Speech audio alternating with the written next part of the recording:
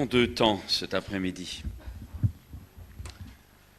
Un temps où je voudrais parler à chacun d'entre vous, clairement, honnêtement, de ce que ça veut dire, le service de Dieu, ce que ça vous coûte dans la marche, vraiment, puisqu'il est marqué d'équipement du ministère, donc équipement au service. Mais il ne faut pas se rater. Si vous demandez un équipement pour un service pour lequel vous n'êtes pas appelé ou pour lequel le cœur n'est pas droit, ce même équipement va vous tuer. La même puissance de Dieu peut vous libérer ou vous détruire. Comme une prise de courant, elle peut faire passer la lumière. Si vous branchez un haut-parleur dessus, elle vous tue. Les choses de Dieu, c'est comme ça. Vous êtes clair, vous touchez, vous êtes béni. Vous êtes faux, vous touchez, vous en mourrez.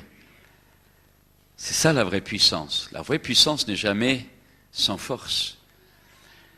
Et je crois que c'est important, dans le cas, par exemple, dans le cas de Uza, vous voyez, il a ses sentiments, ses pensées étaient très bonnes quand il a touché l'arche qui était en train, le chariot qu'il pensait, quand il a touché l'arche, au moment du déménagement que David avait organisé, tout était parfait, ses sentiments étaient justes, c'était bien, mais il n'était pas à sa place.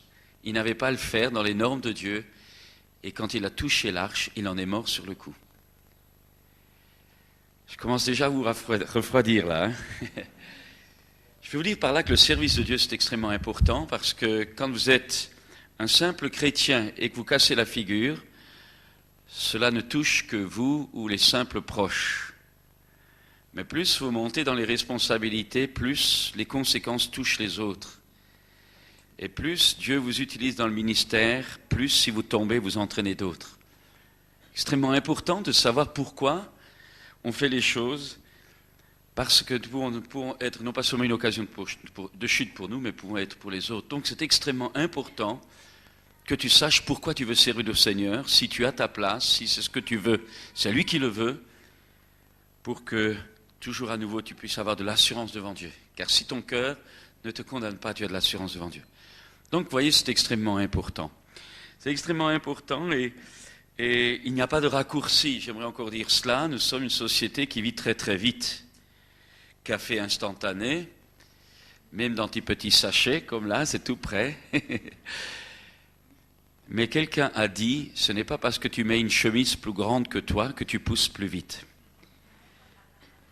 Et c'est extrêmement important, chers amis. C'est extrêmement important parce qu'on voit trop de problèmes qui sont tout simplement parce qu'on est allé beaucoup trop vite. Et d'un autre côté, il ne faut pas aller trop lentement non plus. Comme quoi, la clé est marcher selon l'Esprit. C'est le Saint-Esprit, nous voulons suivre le Seigneur, nous voulons marcher derrière le Seigneur.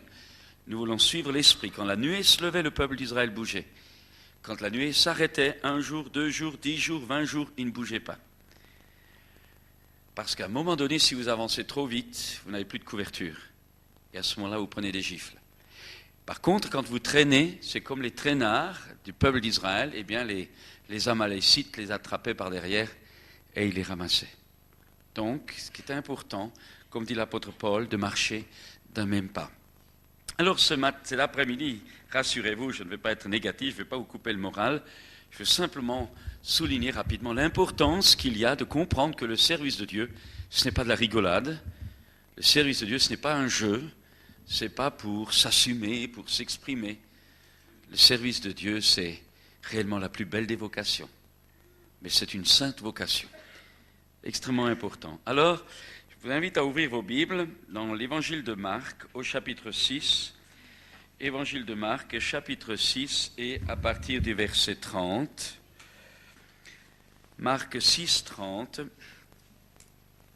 Les apôtres se rassemblèrent auprès de Jésus et lui racontèrent tout ce qu'ils avaient fait et ce qu'ils avaient enseigné. Il leur dit, venez à l'écart dans un lieu désert et reposez-vous un peu, car beaucoup de personnes allaient et venaient et n'avaient pas même le temps de manger. Ils partirent donc dans la barque pour aller à l'écart dans un lieu désert. Plusieurs les virent s'en aller et les reconnurent, et de toutes les villes accourut à pied, et de toute la ville on accourut à pied, et on les devança là où ils se rendaient. Quand il sortit de la barque, Jésus vit une grande foule et en eut compassion, parce qu'ils étaient comme des brebis qui n'ont pas de berger, et il se mit à les enseigner longuement. Comme l'heure était déjà avancée, ses disciples s'approchèrent de lui et dirent, ce lieu est désert, et l'heure est déjà avancée. Renvoie-les, afin qu'ils aillent dans les campagnes et dans les villages des environs pour s'acheter de quoi manger. Jésus leur répondit, donnez-leur vous-même à manger. Mais ils lui dirent, irons-nous acheter des pains pour 200 deniers et leur donnerons-nous à manger? Il leur répondit, combien avez-vous de pain? Allez voir. Ils s'en informèrent et répondirent, 5 et 2 poissons. Alors il leur commanda de les faire tous asseoir en groupe sur l'herbe verte, et ils s'assirent par rangées de 100 et de 50. Il prit les 5 pains et les 2 poissons, leva les yeux vers le ciel et dit la bénédiction, puis il rompit les pains et les donna aux disciples pour les distribuer à la foule. Il partagea aussi les 2 poissons entre tous. Tous mangèrent et furent rassasiés, et l'on emporta 12 paniers pleins de morceaux de pain et de poissons. Ceux qui avaient mangé les pains étaient 5000 hommes. Ça fait à peu près une dizaine de milliers de personnes avec les femmes, peut-être même plus avec les enfants. Dans ce récit, peut-être quelque chose d'étonnant, ou peut-être simplement un petit détail en passant, intéressant, il est resté 12 paniers, pas 13, pas 11, 12. Vous savez, Jésus donne, les chiffres sont très très importants dans la Bible, donc chaque chose dans la parole de Dieu qui est inspirée, chaque chose est inspirée. Donc, ces 12 paniers peuvent nous permettre, ce n'est pas écrit noir sur blanc, mais ces 12 paniers peuvent nous permettre de supposer la chose suivante. Jésus prend les 5 pains et les 3 poissons, il rend grâce devant tout le monde, et il remplit chaque panier des 12 disciples. 12 paniers, 12 disciples. Il remplit, il démultiplie. Vous savez, je n'ai pas le temps d'insister, mais la multiplication, ce n'est pas des grands... Moi, je m'imaginais toujours que c'était des grands camions. Non, c'est instantané. La farine ne diminue pas dans le pot, l'huile ne diminue pas dans le pot, il rend grâce et il rompt. Et à fur et à mesure qu'il rompt, il crée. À fur et à mesure qu'il crée, il rompt. À fur et à mesure qu'il rompt, il crée. À fur et à mesure qu'il crée, il rompt. À fur et à mesure qu'il rompt, il crée. 12 paniers pleins. Et les disciples partent. Et à ce moment-là, c'est de nouveau la distribution. Et dans chaque panier, le même phénomène, je le crois, se passe entre les mains des disciples. Ce qui fait que quand tous sont rassasiés, vous avez 12 paniers pleins. C'est quelque chose d'étonnant. Je ne dis pas que c'est écrit noir sur blanc dans la Bible, mais on peut le supposer. Et c'est quelque chose d'étonnant, c'est-à-dire que l'onction de création et de multiplication qui a commencé dans la personne de Jésus, qui a accompagné ces morceaux de pain et de poisson démultipliés, a continué à se développer au travers des mains des disciples.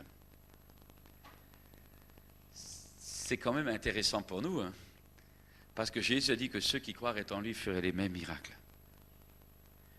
Je dis cela en passant, mais le sujet de ce soir, c'est ceci, on pourrait donner comme titre général, Dieu démarre de ce qu'on lui donne, même si c'est le nécessaire, quand il nous le demande. Quand Dieu veut faire quelque chose avec nous ou au travers de nos vies, eh bien Dieu démarre de ce qu'il nous donne. Quand Dieu veut nous donner quelque chose, voilà plutôt la pensée claire, quand Dieu veut nous donner quelque chose, il se permet de prendre ou de demander ce que nous avons, même si c'est le nécessaire, quand il le juge nécessaire. Dans 2 Corinthiens 8, 9, vous connaissez cette parole de l'apôtre Paul qui dit « Car vous connaissez la grâce du Seigneur Jésus-Christ qui, pour vous, s'est fait pauvre, de riche qu'il était, afin que par sa pauvreté vous soyez enrichis. » En un mot, Jésus n'a pas commandé quelque chose qu'il n'a pas d'abord vécu lui-même. Je crois que c'est clair, ça, dans Luc 6, 38, Jésus dira « Donnez et l'on vous donnera, on versera dans votre sein une bonne mesure, serrée, secouée et qui déborde, car on vous mesurera avec la mesure dont vous mesurez. » N'oubliez jamais dans la suite de ce que je vais dire. Dans Malachie 3.10, il y a aussi ce texte. « Apportez à la maison du trésor toutes les dîmes, afin qu'il y ait des provisions dans ma maison.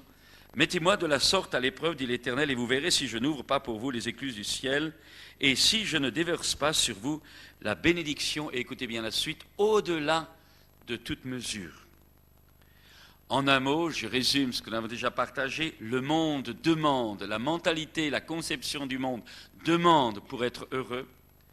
Le chrétien qui veut vivre l'abondance de Dieu donne d'abord.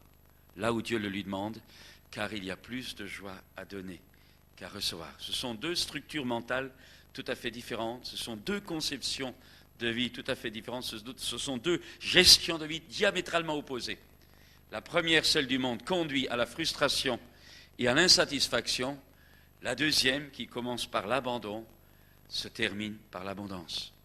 Il y a plus de joie à donner qu'à recevoir. Alors, j'aimerais cet après-midi, avant d'être très très pratique dans la marche de l'Esprit, puisque tout à l'heure nous parlerons des manifestations pratiques de l'Esprit dans l'évangélisation, dans le service pour Dieu, eh bien j'aimerais quand même rappeler dans un premier temps les domaines que notre Dieu se permettra de nous demander si nous voulons voir sa gloire. Je ne dis pas si nous voulons être un bon petit religieux, la religion de papa ou de maman, ou la religion classique, même pentecôtiste.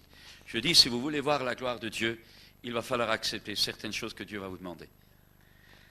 Ça dépend de nos vies, ça dépend de nos circonstances, ça dépend de nos vocations, mais Dieu va se permettre progressivement de toucher certains des domaines de notre vie. La première chose, je résume rapidement, la première chose que Dieu se permettra à la base de nous demander, c'est votre vie et ma vie.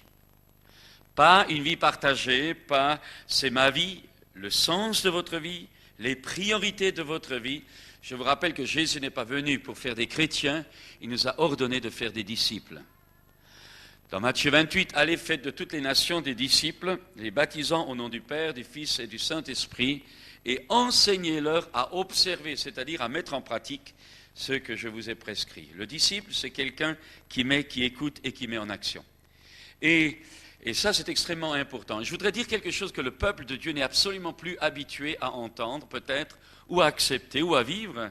C'est tout simplement ceci: quand tu te donnes à Jésus-Christ, tu donnes tout ce que tu es, tout ce que tu as, tout ce que tu veux faire, ton avenir, ton passé, tu lui donnes tout et on n'en discute plus. C'est ça le démarrage de la vie chrétienne. C'est un abandon total de ta vie entre les mains de Dieu. Et c'est justement parce que les gens n'osent pas, parce que le style de vie du monde est encore bien imprégné dans le cerveau des gens, parce que l'appel d'abandon total est quelque chose qu'on traite souvent maintenant de fanatisme ou d'engagement trop fort. Cela engendre des chrétiens timorés, cela engendre des chrétiens non libérés, parce que si tu as tout donné, tu n'as plus rien, mais au même moment tu as tout, parce que Dieu devient ta richesse à toi. Et c'est extrêmement important, dans la parole de Dieu, Dieu dit: mon fils, ma fille, donne-moi ton cœur et que tes yeux se plaisent dans mes voies. L'apôtre Paul dira, vous ne vous appartenez plus à vous-même, car vous avez été rachetés à un grand prix. Il faut bien que vous ayez conscience, en tant que chrétien, en tant qu'enfant de Dieu, vous ne vous appartenez plus. Et vous, c'est tout ce que vous êtes, c'est tout ce que vous avez, c'est tout ce que vous voulez faire. Vous ne vous appartenez plus, je ne m'appartiens plus. C'est clair, c'est net. La Bible est très claire, vous êtes morts avec Christ. Et puis, c'est encore un peu plus loin, l'apôtre Paul parlera en disant, ils se sont d'abord donnés eux-mêmes à Dieu et puis à nous. Pourquoi il y a tellement peu de chrétiens engagés envers les hommes? Parce qu'ils n'ont pas accepté de d'abord s'engager totalement envers Dieu. Et tu ne pourras jamais t'engager totalement dans le service pour les autres si tu n'as pas d'abord accepté de t'engager totalement dans le service envers Dieu. Ils se sont d'abord donnés eux-mêmes à Dieu et ensuite à nous, dit l'apôtre Paul. Alors, vous ne pouvez, je le rappelle, c'est fait très vite, Jésus plutôt a dit, vous ne pouvez servir deux maîtres. Et j'aimerais rappeler que le disciple, c'est quelqu'un qui a réglé 4 ou 5 points de sa vie, très simplement. Le premier point qu'on reconnaît un disciple, c'est, comme a dit Jésus, que celui qui ne renonce pas, écoutez bien ça, s'il ne renonce pas à tout ce qu'il possède, il ne peut être mon disciple. Tout, c'est T-O-U-T. J'aimerais te dire ce soir, si tu n'as pas renoncé à tout, tu es peut-être un bon petit pentecôtiste, mais tu n'es pas dans l'harmonie de Dieu. Celui qui veut être mon disciple, si quelqu'un n'a pas renoncé à tout, il ne peut être mon disciple. Et je vais rapidement vous dire ce que c'est que le tout. Ça encore, on donne des enseignements pour édulcorer, pour affaiblir les exigences du Christ. Jésus, ce n'est pas moi qui le dis, c'est Jésus. Vous avez réclamation à faire, vous la faites auprès de lui. Il a dit, si quelqu'un n'aime pas son père, sa mère, sa femme, ses enfants, et même sa propre vie, puisque moi, il n'est pas digne de moi. Nous, on dit la famille d'abord, on dit toutes sortes de choses. Vous savez, moi personnellement, je crois qu'il y a des moments où Dieu nous demande de mettre notre famille sur l'autel, alors que d'autres moments, au contraire, il faut donner priorité à notre famille. Il y a des moments donnés où ma femme, il faut la mettre sur l'autel, et d'autres moments, au contraire, il faut que maintenant, c'est le moment de Dieu que je m'occupe de ma femme, et je laisse tout le reste. En un mot, ce que je veux dire, nos priorités, nous n'avons pas à les classer, comme nous le faisons parfois, pour échapper, pour certains je parle, pour échapper à nos responsabilités. Parce que moi j'en ai vu des jeunes qui voulaient servir le Seigneur, mais comme la femme ne voulait pas qu'il s'en aille à telle et telle heure parce qu'il voulait qu'elle reste à la maison, parce qu'elle voulait qu'il reste à la maison, il disait d'abord la famille. Mais je dis alors fiche le camp, j'ai plus besoin de toi. Je veux dire ce soir que l'engagement chrétien c'est un engagement total. Si tu veux voir la gloire de Dieu, il faut que tu sois prêt à monter sur l'autel de Dieu. J'aimerais te dire que le feu de Dieu ne descend jamais sur un autel vide. Il faut qu'on arrête ça. La marche avec Dieu, c'est un engagement total. La réalité de Dieu, c'est le feu qui doit descendre. Et pour que le feu descende, il faut que tu montes sur l'autel. Dans ce que tu es, dans ce que tu veux, dans ce que tu as. Ça ne veut pas dire que je ne veux pas m'occuper des miens. Car celui qui ne prend pas soin des siens est pire qu'un infidèle. Attention, il n'y a pas la fuite dans la paresse, il n'y a pas la fuite dans le refus de travailler, il n'y a pas la fuite d'assumer ses responsables de chef de foyer. Ce n'est pas ce que je veux dire. Je veux simplement dire qu'il faut que tu sois libre quand Dieu demande. Êtes-vous libre? Êtes-vous libéré de la famille? Êtes-vous libéré de vos biens? Êtes-vous libéré de vos objectifs? Êtes-vous libéré de vos désirs même de servir le Seigneur? Vous savez, quand Dieu a demandé quelque chose d'étonnant, Abraham a attendu pendant presque 80 ans, 90 ans. Bon, son gosse est né Isaac est né à 100 ans, mais regardez, Abraham a attendu des années. Même après que Dieu lui ait donné la promesse, il a attendu des années pour avoir l'enfant de la promesse. Et voilà que lorsque c'est Isaac, à l'âge de 15-16 ans, ce don de Dieu, Dieu va le lui redemander. Et dans ta vie, dans ma vie, si réellement tu marches avec Dieu, que tu sois homme ou femme, si réellement tu veux servir le Seigneur, Dieu va se permettre de te redemander ton service et de te redemander ton ministère. Périodiquement, ça va venir, au travers des circonstances, au travers des attaques, au travers des hommes, au travers des choix, pour que toujours à nouveau tu te rappelles que tu n'es pas un propriétaire, mais que tu es simplement un canal de la Seigneurie de Jésus-Christ au travers de ta vie. Chers amis, il faut qu'on creuse la vie chrétienne. Il y a trop de superficialité. Vous savez, Dieu se permettra. Alors, première chose, si quelqu'un ne renonce pas à tout ce qu'il possède, il ne peut pas être mon disciple. Ça me rappelle, il y a 2 ou 3 ans, c'était au séminaire de Saint-Laurent-du-Pont. Un matin, il y a eu une parole de connaissance pour quelqu'un dans l'auditoire. Et cette parole de connaissance disait qu'il y avait une personne dans cet auditoire qui avait dit au Seigneur le jour précédent, dans sa chambre, en se mettant à genoux, Seigneur, je te donne tout. J'en ai assez d'une vie superficielle, j'en ai assez d'une vie médiocre.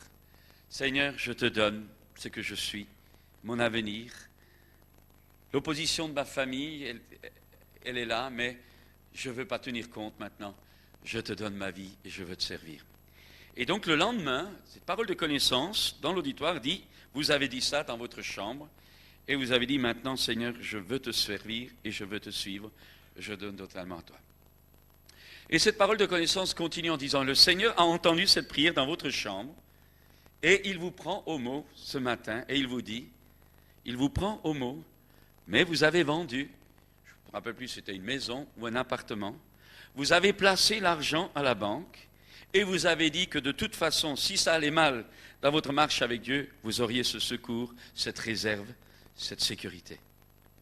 Et la parole de connaissance continue à dire, mais Dieu veut vous apprendre, à ce point que Dieu veut vous apprendre que c'est lui seul qui veut être votre sécurité pour tous les jours de ta vie. Et à ce moment-là, la parole demandait que cette femme, donc, ou cet homme, eh bien, remette cela en offrande. Je peux vous dire, personne, avec 2 pasteurs, est venu me trouver. La réalité, ça correspondait mot à mot à ce qui s'était passé dans sa chambre, mot à mot, mot à mot, mot à mot, mot à mot. Cette femme voulait servir, cet homme voulait servir, volontairement, je reste entre l'un ou l'autre, voulait servir, mais Dieu lui demandait la chose de départ, qui pour elle était indispensable. Il fallait qu'elle mette tout sur l'autel, ce qui en réalité était sa sécurité. Vous savez, ce fameux conquistador, quand il est arrivé au Pérou, là, pour conquérir, il réalisait que dans la recherche de trésors, là, eh bien, il réalisait que les marins avaient tendance à vouloir revenir dans leur pays avant de terminer leur recherche. Qu'est-ce qu'il a fait un soir? Il a brûlé le bateau pour qu'il ne puisse plus revenir en arrière. Et je veux te dire ce soir qu'un disciple, c'est celui qui accepte de brûler tous ses arrières. Il est mort au monde, il est mort au passé, il est mort à tout le reste, et il est vivant maintenant pour Dieu en Jésus-Christ. Alors je vous pose la question, vous êtes mort, vous êtes vivant, vous avez fait un trait sur le passé, mais surtout, est-ce que vous avez accepté de renoncer à tout? C'est important. Un disciple, c'est également quelqu'un qui demeure dans la parole. Jésus a dit, si vous demeurez en moi et que mes paroles demeurent en vous, c'est ainsi que vous serez mes disciples. Et vous ne pouvez pas prétendre à un service fécond de Dieu. Demeurer dans sa parole, ça veut dire mettre la parole en pratique. Je l'ai dit déjà, nous savons beaucoup trop de choses. Par rapport à tout ce que nous savons et tout ce que nous faisons, il y a un décalage énorme. Et il faut revenir à la pratique. Il faut revenir à l'exécution. Il vaudrait mieux qu'on sache moins de choses et qu'on les mette en action que tant de choses qu'on ne fait pas. Et c'est extrêmement important qu'un disciple, disciple, c'est quelqu'un qui veut donc entrer dans le service de Dieu, et bien c'est important que vous sachiez que ce que Dieu attend de nous, c'est que nous demeurions dans la parole et que la parole demeure en nous, c'est-à-dire qu'elle devienne vie, action, pratique de chaque jour. Et puis, Jésus dira encore, si vous portez du fruit, c'est ainsi que vous serez mes disciples. Il faut du fruit.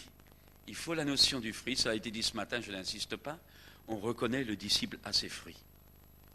Et puis enfin, le dernier, tous connaîtront que vous êtes mes disciples si vous avez de l'amour les uns pour les autres. Il n'y a pas de raccourci à ces choses-là. Pas de raccourci. C'est extrêmement important. Je n'insiste pas, ça c'est, si vous voulez, simplement le premier point. Qu'avant, je voudrais dire, il y a tellement de gens qui veulent la Pentecôte. Mais j'aimerais rappeler ce soir, ou cet après-midi, que nous n'aspirons pas, nous, à la Pentecôte. Nous aspirons, comme je le disais l'autre jour, à la fête des tabernacles. Nous aspirons pas seulement à la pluie de la première saison, nous assistons à la réunion de la pluie de l'arrière et de la première saison, réunis ensemble, cette fête des tabernacles, qui est à venir pour l'Église. Cette pluie de l'arrière-saison qui vient, cette pluie de l'arrière-saison doublée en même temps de la pluie de la première saison. Une effusion finitive de l'Église que l'Église primitive n'a pas connue. Nous ne sommes pas tournés vers l'Église primitive, nous sommes en route vers cette Église finitive qui sera loin d'une onction que l'histoire de l'Église n'a jamais connue. Mais c'est extrêmement important de savoir que ces choses-là, Dieu nous y prépare et il faut qu'à la base, le démarrage, le b.a.-ba, c'est que vous et moi, nous ayons mis nos vies sur l'autel. Je ne veux pas vous faire peur, c'est pas cela. Je veux simplement vous montrer que, humainement parlant, les exigences du Christ sont incroyables, extrêmement étroites, extrêmement sectaires, extrêmement exigeants. Il parlera de large est le chemin, large est la porte qui mène à la perdition, étroit est le chemin. L'apôtre Pierre dira, si le juste se sauve avec peine, rendez compte. Je ne dis pas ça pour vous faire peur, mais je vous donne une des clés, là, qu'on oublie parce qu'on pense que tout vient simplement. Mais la foi, on dit par la foi, oui, par la foi, dans la grâce, oui, dans la grâce. Mais cette grâce de la vie vous amène à accepter des renoncements que humainement vous n'accepterez pas, que des règlements d'église vous imposeront, mais que vous ne voulez pas et que vous ne pourrez même pas porter. Mais si vous avez réalisé l'appel de Dieu, vous renoncez par vous-même pour en gagner plus. Vous réalisez que chaque chose que vous lâchez pour Christ, vous le retrouvez au centuple dans l'abondance de la bénédiction d'en haut. Ce n'est pas un légalisme religieux, c'est le principe de la vie. Si le grain de blé meurt, il porte du fruit. S'il refuse de mourir, il reste en terre. La loi de l'esprit de vie en Jésus-Christ, la loi de la prospérité, j'allais dire la loi de la bénédiction, la loi du service, la loi de l'efficacité du service, la loi de l'onction nous conduit d'abord dans le soir et ensuite au matin. Dans la création, il n'y a pas eu le premier jour, un matin et un soir. Il y a eu un soir et un matin. La nuit précède le jour, la mort précède la vie. Et si tu veux connaître la vie, il faut que tu acceptes la mort. Et ça pose des problèmes. Parce que si tu ne connais pas Dieu, tu n'accepteras jamais cela. Tu auras peur, tu refuseras, tu seras toujours écartelé entre deux maîtres. Mais si tu as réalisé l'amour de Dieu, si tu réalises l'appel et la vocation à laquelle tu es appelé, alors rien n'est trop dur, parce que l'amour de Christ te presse. Et quand tu as été saisi par Christ à ta conversion, quand le baptême du Saint-Esprit de feu te scelle là, de cette vocation au service et au témoignage, alors rien n'est trop dur. Rien n'est trop dur, tu fonces. Pourquoi? Parce que tu as été saisi par Christ et comme tu dis, maintenant, comme l'apôtre, tu tâches de le saisir à ton tour. Tu as été saisi, maintenant tu en veux, maintenant tu as faim, maintenant tu as soif, maintenant tu en veux. Tu ne veux pas de la religion, tu veux la vie. Tu as été saisi par Christ, maintenant tu veux le saisir. C'est ça la flamme. C'est ça le disciple aussi. C'est pas de la réglementation, c'est pas du légalisme, c'est la vie. Des fleuves d'abondance qui jaillissent de ton cœur. Je n'insiste pas, je vais aller plus loin maintenant. Un deuxième domaine que le Seigneur se permettra de toucher, ou peut-être de vous demander, c'est votre réputation. Celle-là, on y tient. Hein?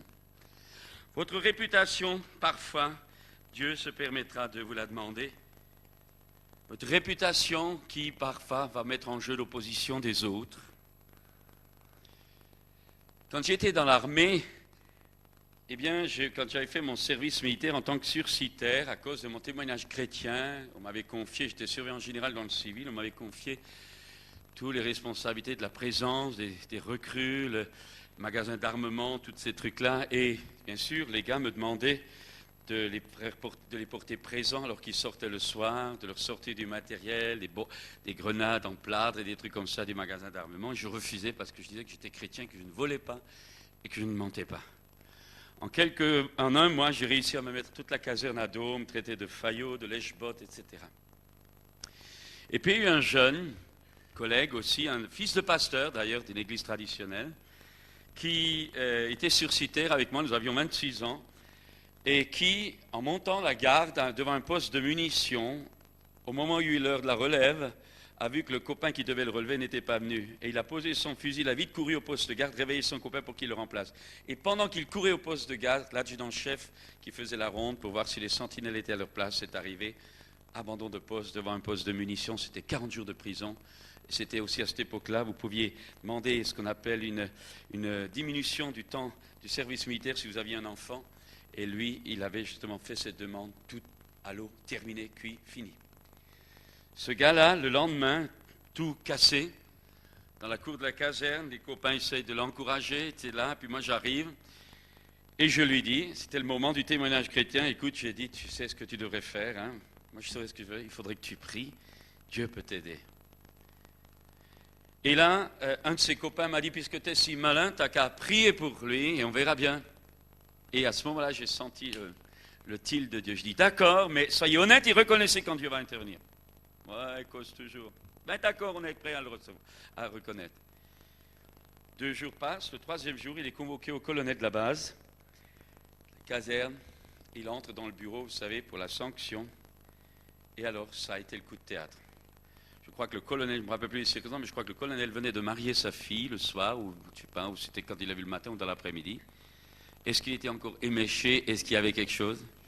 Tout ce qu'on sait, excusez-moi mon colonel, tout ce qu'on sait, que quand l'autre tremblant était devant lui, il a dit, écoutez, il n'a même pas laissé parler, écoutez, je ne sais pas pourquoi je fais ça. Je ne sais pas, mais fichez-moi le camp avant que je change d'idée, fichez le camp. C'est mon jour de bonté. Il lui a tout enlevé. Le gars est sorti du bureau, dans la cour, il tremblait, parce que c'est le truc impossible d'avoir un abandon de poste de munitions.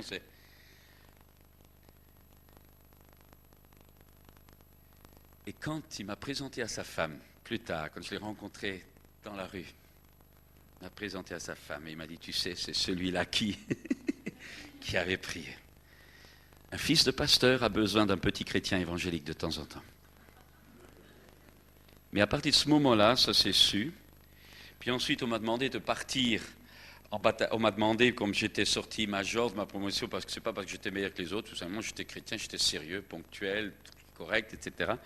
Alors je suis sorti major de ma promotion et alors on a voulu me faire partir en formation spéciale pour les armes spéciales. Et comme j'avais un appel au ministère, moi je faisais pas d'obligation pour les autres, mais je savais que c'était pas mon rayon et j'ai dit non, il vaut mieux envoyer quelqu'un d'autre. Moi, j'ai un appel au ministère, je ne rentre pas, c'est pas ma vocation, je ne veux pas.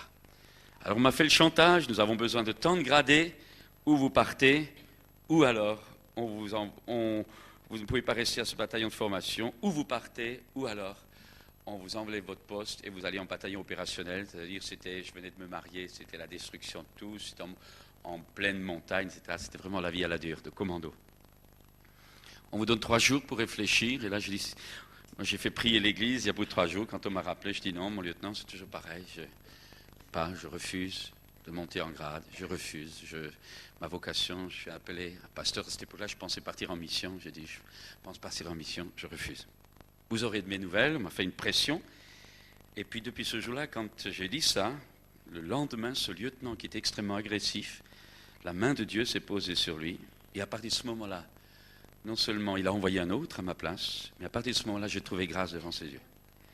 Nous entrions dans la période de mai 68, et il y avait plein de problèmes. Il y avait un fils de général dans la caserne, gauchiste, qui faisait tout, et personne n'osait le toucher parce que c'était le fils du général.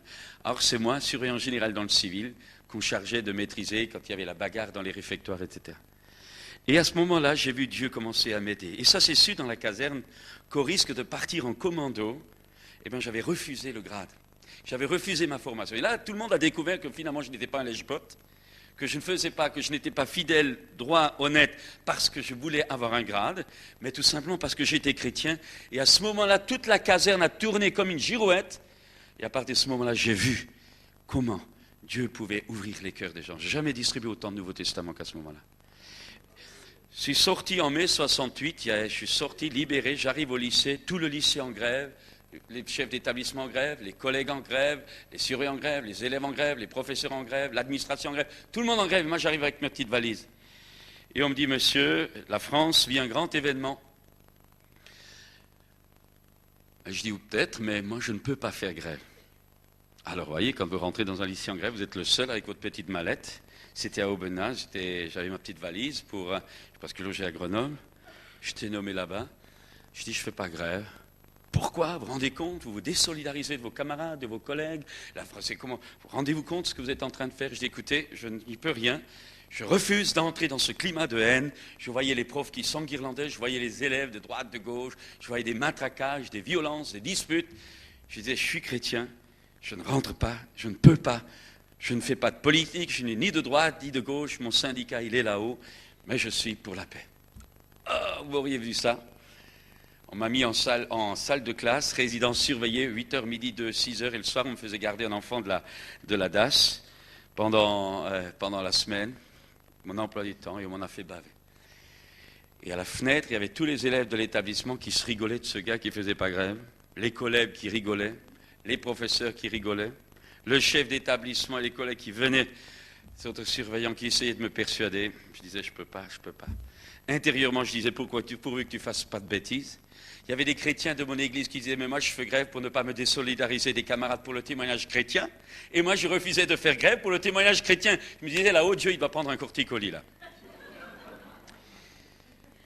Ça a duré plusieurs jours, et puis à un moment donné, il y a eu l'appel de Gaulle, et puis un premier gaulliste, lui par option politique, est venu me rejoindre dans tout ça, commencé à lui donner l'évangile, et puis le Nouveau Testament, et puis des collègues sont venus, et commencé à distribuer des Bibles.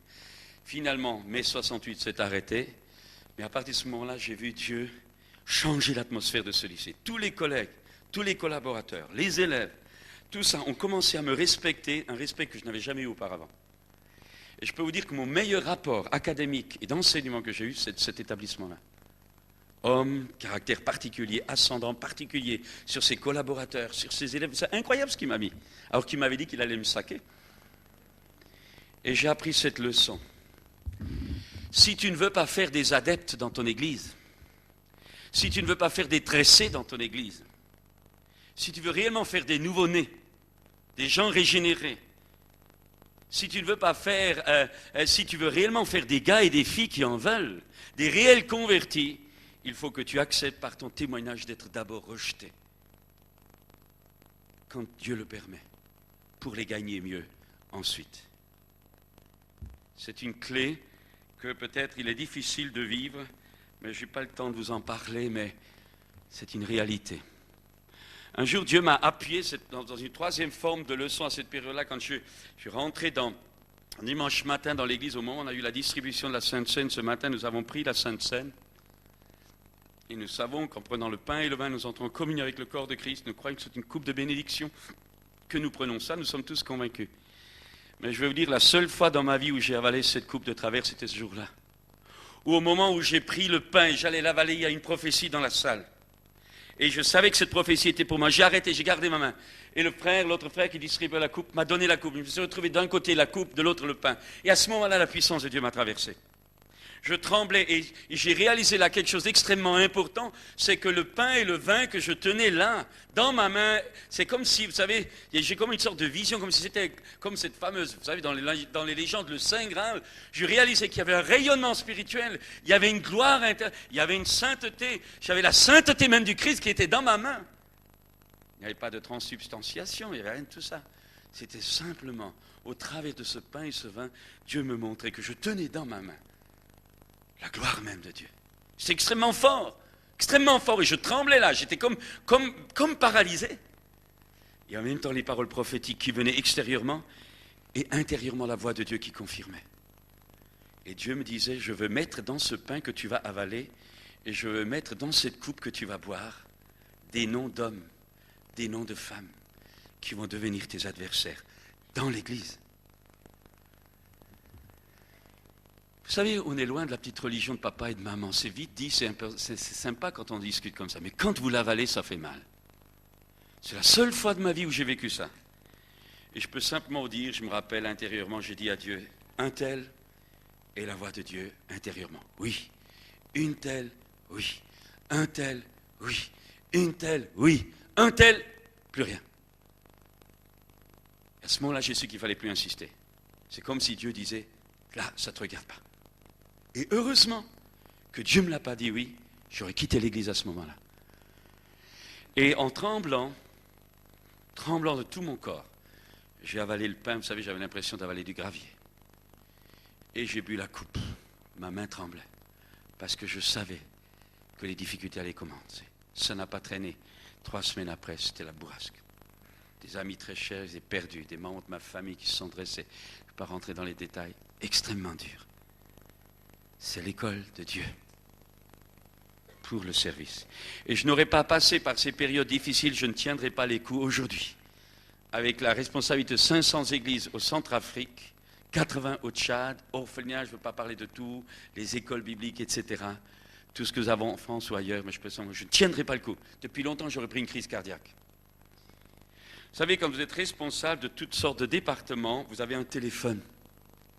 Et vous pouvez recevoir, en l'espace d'une demi-heure, vous pouvez recevoir des coups de téléphone de Bangui, vous pouvez recevoir des coups de téléphone du Tchad, vous pouvez recevoir les coups de téléphone d'une église annexe, vous pouvez recevoir les téléphones d'un pasteur, vous pouvez recevoir les téléphones de chrétiens, vous pouvez recevoir des téléphones administratifs, et tout, c'est tout négatif, tout vous tombe sur le rable. Et à ce moment-là, vous réalisez que vous êtes le poste central de toute une attaque qui vous attaque dans toutes les œuvres. Et si à ce moment-là, vous n'avez pas de formation, vous craquez.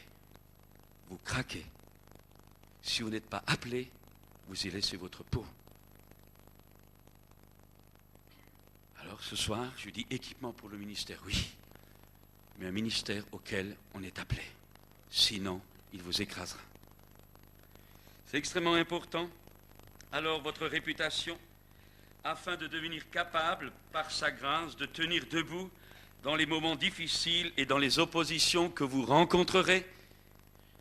Vous savez, à un moment donné, je chancelais quand j'ai vu des collaborateurs se tourner. Des gens qu'on a aidés le plus et ceux qui nous ont parfois le plus assassinés. Comme ça dans la vie.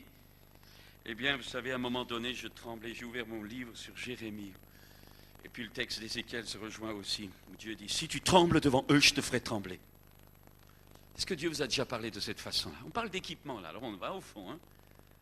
Si tu trembles devant eux, je te ferai trembler, a dit Dieu à Jérémie. Et ça a été un rémin pour moi. Je savais que si je cédais, je tremblerais d'une façon incroyable. Alors j'ai dit, pour éviter de trembler devant Dieu, parce que si Dieu vous touche, ça fait mal. Alors j'ai été littéralement obligé de durcir mon front pour tenir le coup. Chers amis, la vraie formation commence à l'intérieur. L'équipement des dons, l'équipement surnaturel par l'Esprit Saint, ça vient en plus. D'abord le cœur, d'abord l'être intérieur, d'abord l'homme intérieur, pour que ensuite nous puissions utiliser convenablement les dons et les capacités que Dieu va nous donner. La troisième chose que Dieu va se permettre de vous demander, peut-être ce soir, parce que je parle et peut-être vous reconnaîtrez à tour de rôle, c'est votre crainte, ma crainte de l'avenir. C'est fou, vous savez, les jeunes dans le groupe théâtral de l'église, ils ont fait un sketch pour l'évangélisation.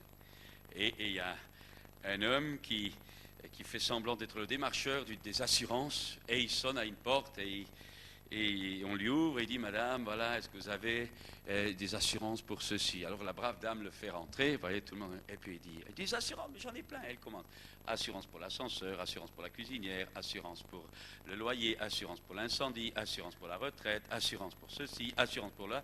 En un mot, même le fond de poche est assuré. Et alors, bien sûr, il pose la question, est-ce que vous êtes assuré pour l'éternité? Parce que vous pouvez vous payer une assurance vie, mais vous ne pouvez pas vous payer une assurance sur la mort. Et c'est incroyable, le nombre d'assurances que les gens peuvent se sécuriser à droite, à gauche. Mais j'aimerais dire, à part les choses indispensables, parce que nous vivons dans un monde où il faut tenir compte de certaines réalités, mais j'aimerais dire que là aussi, Dieu va mettre le doigt sur des sécurités qui sont devenues des sécurités humaines pour des chrétiens, alors que leur sécurité doit rester toujours et toujours à nouveau Dieu d'abord. Il faut être dégagé des méthodes du monde. Il faut être dégagé des craintes du monde. Il faut être dégagé où vous dites que votre vie est dans la main de Dieu, mais alors pourquoi vous vous inquiétez tellement? Il faut être juste, il faut être honnête avec soi-même. Si tu as peur, ne dis pas que tu as confiance en Dieu. C'est vrai, c'est faux, tu te mens à toi-même. Et je me mens dans ces moments-là. Et Dieu veut faire de nous des hommes sûrs, qui savent réellement ce qu'ils ont le droit de croire. La crainte de l'avenir, c'est quelque chose d'énorme dans ces temps de la difficulté. Vous savez, quand on s'est lancé dans la construction de l'immeuble, là, de l'église, on nous a traités de fous. D'ailleurs, je crois que c'était humainement, c'était un peu dingue. Hein, dans les situations économiques actuelles, problèmes de chômage, etc., mais Dieu nous avait contenus, ce n'était pas nous, c'était Dieu qui nous avait conduits. Et à ce moment-là, contre les évidences économiques, contre les propositions économiques, contre les réalités prophétiques même, qui avaient été annoncées, on a pris le risque, d'après ce que Dieu nous avait montré, pour se lancer. Pas de sécurité humaine. Et cet immeuble qui est debout maintenant, eh bien, je peux simplement vous dire, bon, il est estimé à 20 millions de francs, avec qu'il y a dedans, nouveau, 2 milliards de centimes. Mais je peux simplement vous dire que plusieurs fois, au cours de route, nous devrions être en banqueroute totale. Il y a non seulement le poids de la mission, non seulement la radio, l'école biblique, toutes les églises annexes, la formation, mais également tout cet immeuble qui a été... Et je peux vous dire que si nous n'avions pas été préparés, tout petit dans la foi chrétienne, à compter sur Dieu, dans les choses élémentaires de la vie personnelle, dans la vie de couple, dans la vie familiale, chaque jour, on n'aurait pas tenu le coup maintenant. C'est en apprenant à être fidèle dans les petites choses que progressivement Dieu pourra te confier les grandes. Alors, la crainte de l'avenir, la crainte du manque d'argent, analyser les événements économiques comme le monde les analyse, réagir d'après les données du monde économique, d'après les raisonnements, d'après les fluctuations du raisonnement humain. Vous ne tiendrez jamais, vous n'aurez jamais une onction forte aussi longtemps que vous n'êtes et que je ne suis pas libéré du monde et de l'esprit du monde. Il ne faut plus que je raisonne d'après le monde, il faut que je raisonne d'après Dieu. C'est tout un changement dans mes structures mentales. Ça, la formation, c'est ça déjà la base, la racine de l'équipement. Vous avez parlé de tout, je ne veux pas insister, autre chose que Dieu. Vous savez, quand il a fallu démissionner de notre travail, je crois que nous sommes plusieurs ici à l'avoir fait, Il y a des gens qui pensent qu'en démissionnant, Dieu nous pousse tellement que c'est en rigolant, en buvant un soda, que ça se fait tout seul. Alléluia, je quitte mon travail, j'annule tout mon passé, ma retraite, tout fichu en l'air, tout simplement parce que Dieu me pousse. C'est pas vrai. Il y a le pas de foi, il y a l'engagement de la foi, il y a le risque de la fin. Quand vous quittez votre emploi, ma femme était prof, moi j'étais surveillant général, j'avais un logement de fonction, nous avions tout. Et il a fallu à un moment donné sauter dans le vide. Il n'y avait plus rien, c'était la démission définitive. Plus rien. C'est pas Dieu qui a fait le saut à ma place. C'est pas Dieu qui a fait le saut à la place de ma femme. Il a fallu, comme les frères qui sont là, il a fallu que nous on se mouille. Et je veux te dire que si tu veux voir la gloire de Dieu et la puissance, il va falloir que tu te mouilles. Tu ne peux pas te réfugier derrière ton pasteur. Tu ne peux pas te réfugier d'après les témoignages. Il va falloir que tu entres dans l'eau. Parce que si tu restes dehors, tu ne verras jamais la gloire de Dieu. Ou tu la verras comme un petit filet à moitié sec. Mais si tu veux voir les choses de Dieu, il faut que tu rentres dans l'eau. Vous savez, quand Pierre a vu Jésus marcher sur l'eau, eh bien, il a été le seul des 12 à dire, Seigneur, si c'est toi, ordonne que j'aille. Il voulait vivre quelque chose de nouveau. On l'a chanté tout à l'heure. Et moi, ce soir, je veux te dire, est-ce que tu veux vivre quelque chose de nouveau? Tu es aujourd'hui dans une dimension, mais ce genre de convention est fait pour te faire pénétrer dans quelque chose de nouveau, quelque chose que tu n'as pas encore vécu et dans lequel Dieu veut te faire entrer. Mais il va falloir que toi, tu sortes de la barque. Moi, je suis sorti, les frères sont sortis, mais toi, sors. Mais si tu n'as pas le courage de croire en Dieu, reste dans ta barque, mais ne nous embête plus.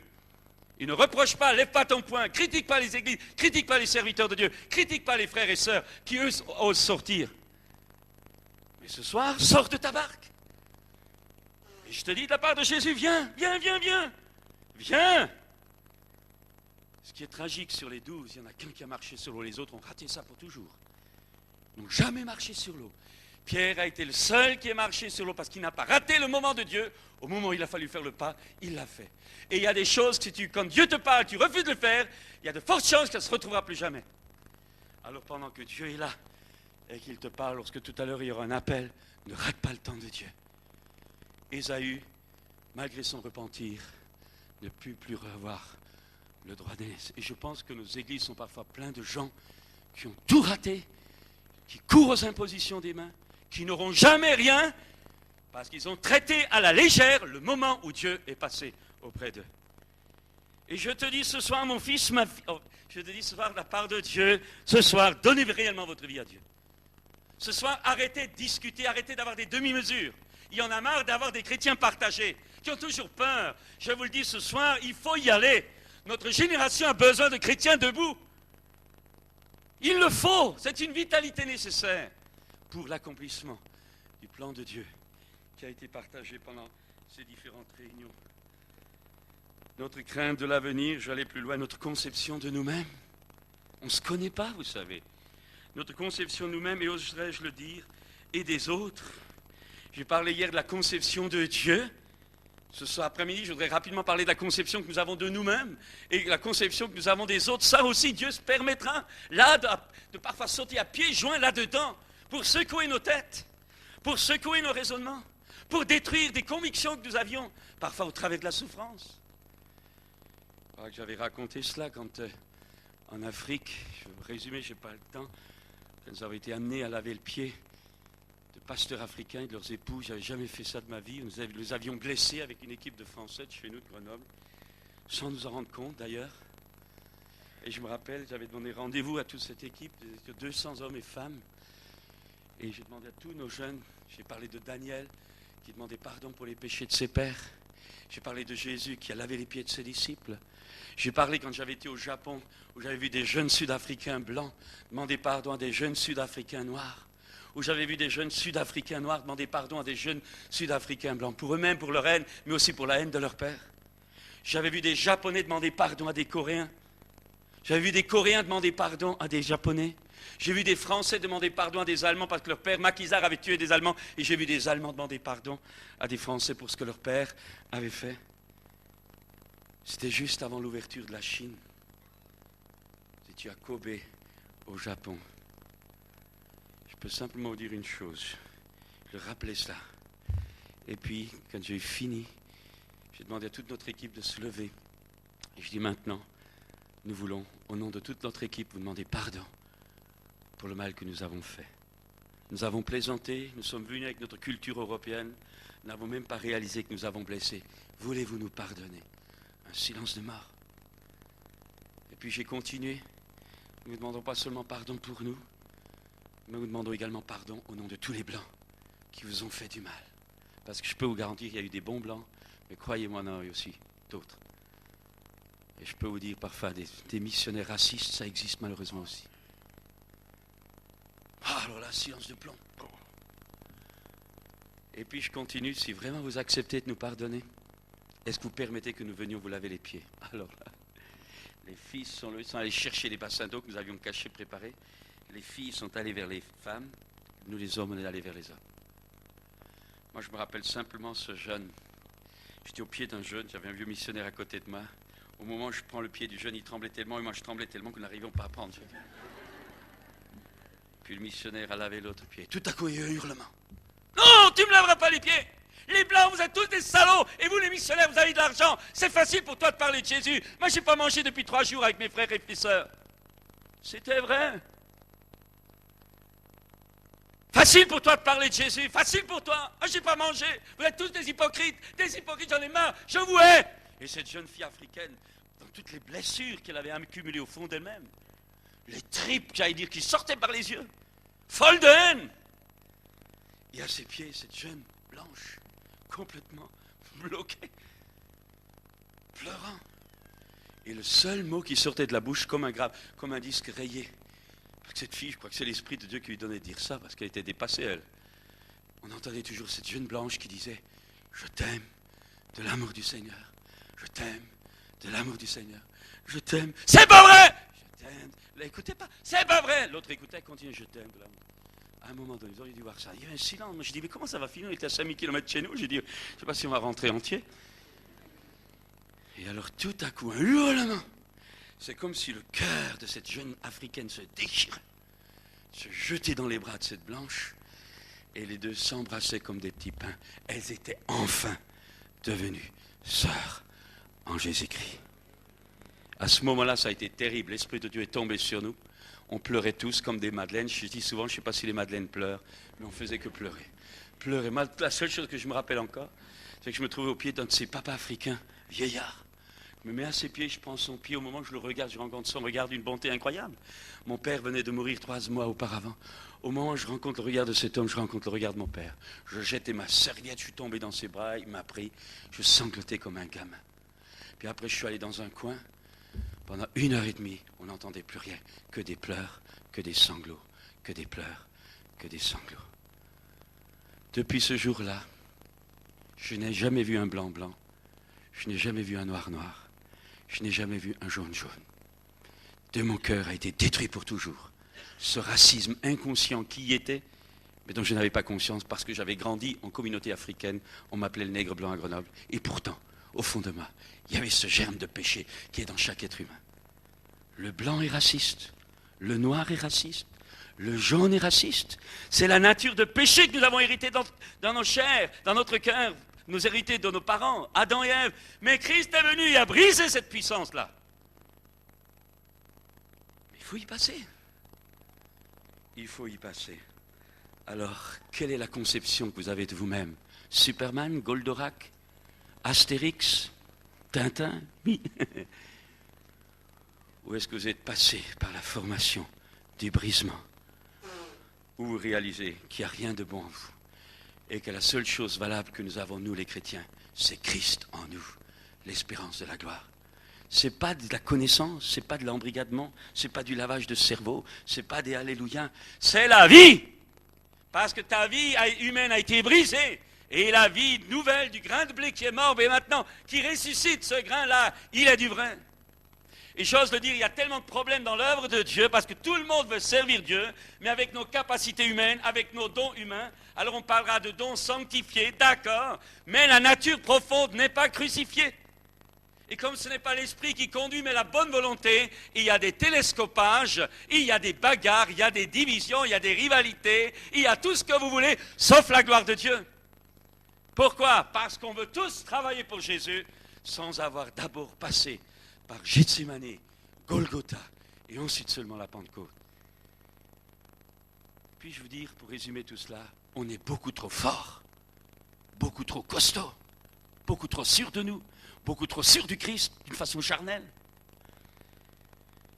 Mais si le grain de blé meurt, si tu réalises, comme a dit l'apôtre Paul, c'est quand je suis faible, c'est là que je suis vraiment fort.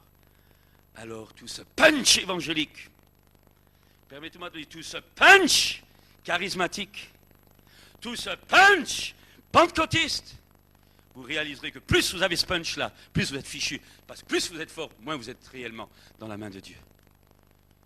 C'est tout un apprentissage, c'est la formation sur le terrain. Excuse-moi, mais ce n'est pas Ibeto qui va vous apporter ça, ni l'IBD. C'est la vie. C'est la vie.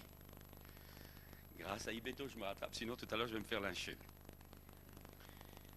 Mais le nombre de gens formés intellectuellement, mais dont le caractère doit passer par le laminoir, le brisement, pour que par la mort, le soir, il est enfin le matin.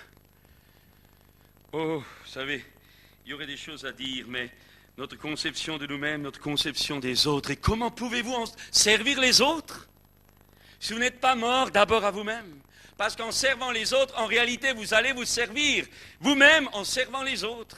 Il y a un humanisme qui est simplement la satisfaction de son propre ego. On veut faire du bien aux autres parce qu'en réalité, on se fait du bien à soi-même en faisant cela.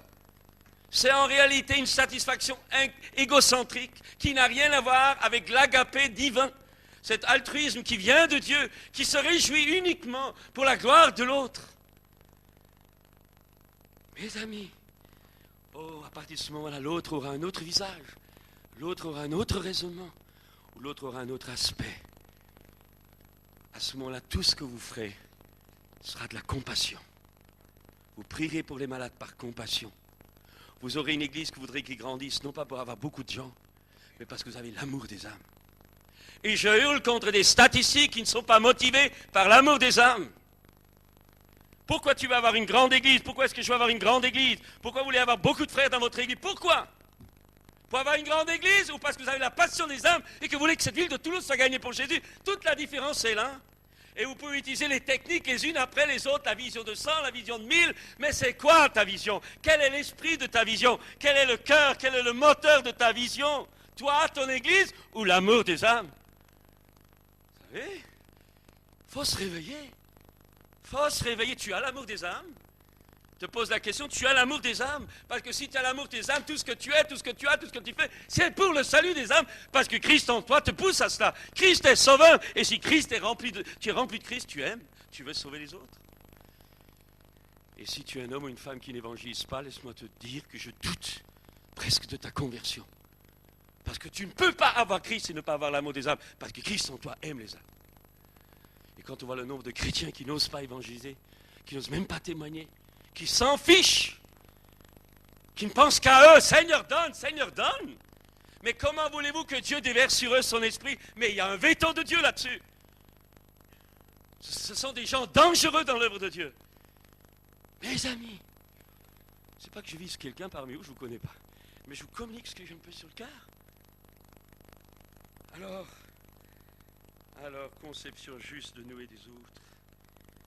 Et puis, notre système de raisonnement, Dieu va se permettre de le toucher en apprenant à marcher par la foi, à compter sur l'invisible de Dieu face au visible négatif. Alors, je pourrais vous donner tout ce qu'on a fait. Vous savez, quand j'ai commencé, quand on m'a demandé de m'occuper de l'œuvre missionnaire, mais c'était fou, on n'avait rien. Il fallait ouvrir une école, il fallait acheter des terrains, il fallait acheter des Toyota, il fallait envoyer des missionnaires, il fallait ouvrir une école, c'était des millions. Et j'ai réalisé ce jour-là dans le stade, quand les anciens de 17 églises, maintenant il y en a un paquet, eh bien, quand ces anciens m'ont demandé de prendre le relais, il a fallu se jeter à l'eau. J'allais renoncer, refuser quand Dieu m'a montré. Il m'a dit, ces gens-là sont comme des brebis qui n'ont pas de berger, si tu les laisses tomber. Et à ce moment-là, je suis revenu en France et à partir de ce moment-là, j'ai commencé à voir le miracle. Une personne dont je n'imaginais pas m'accroche à la sortie du bureau, m'a dit qu'elle avait depuis des années mis de l'argent de côté pour l'Afrique et qu'elle me le donnait ce jour. Le jour où j'ai dit oui dans le stade, Dieu a parlé à cette personne. 800 000 francs nouveaux, 80 millions de centimes m'ont été donnés pour la première fois de ma vie, moi, petit pasteur. On m'a donné un don de 80. Quand on me donnait 1000 francs, je croyais être le roi de l'univers. Et ça a commencé. Et ça fait maintenant 93, c'est la 10e année. À la fin de notre école biblique, il y a plus de 200 étudiants qui sont passés. À peu près entre 20 et 30 qui sont dans le ministère. Et puis les autres sont des chrétiens engagés. Il y a mieux, c'est sur un an. Mais je peux simplement vous dire, la radio qui tourne 24 heures sur 24, tout ça, c'est pas bien grand. Mais je peux vous dire simplement, avec les églises annexes que nous avons ouvertes, le travail, je peux simplement vous dire, je ne serais pas là aujourd'hui si ce n'était pas Dieu qui l'a fait. Je sais que Dieu est vivant. Mais je sais qu'il n'y a pas de raccourci. Et ce soir, je n'appelle pas des gens qui veulent prendre un raccourci. J'appelle au ministère, au service des hommes et des femmes, excusez-moi du terme, qui en veulent. Et qui sont prêts à payer le prix. Et cette église a besoin de ce genre de gars. Cette église a besoin de ce genre de filles. Cette église a besoin de ce genre de jeunes. Pas des mous, chewing-gum, mou, mais des gars, des filles qui en veulent. Des hommes adultes, des pères, des mères dans l'église. C'est un exemple pour les jeunes. Qui ne sont pas là toujours pour freiner, mais qui au contraire s'embarquent dans la vision. Vous savez, c'est merveilleux d'être chrétien. Mais il faut y aller.